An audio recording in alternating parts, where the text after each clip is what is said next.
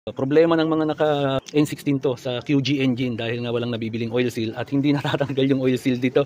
Yung iba pinapa-machine shop, yung iba naman ganito lang, kinakapalan lang yung sealant. Kaya lang in time, ganun din yan, magli-leaking din ang spark plug oil seal niya. At ito ang downside ng N16 mga bossing, yung mga Grandeur, GX, ito ang downside niya. Palit ng palit nito.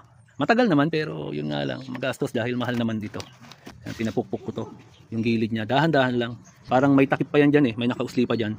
Hinaharangan niya yung oil seal para hindi matanggal. Dahan-dahan lang pagka tinanggal nyo yung gilid niyan mga bossing. Maganda may grinder kayo na maliit o kaya yung pang ano lang para unti-unti nyo siyang i-grind.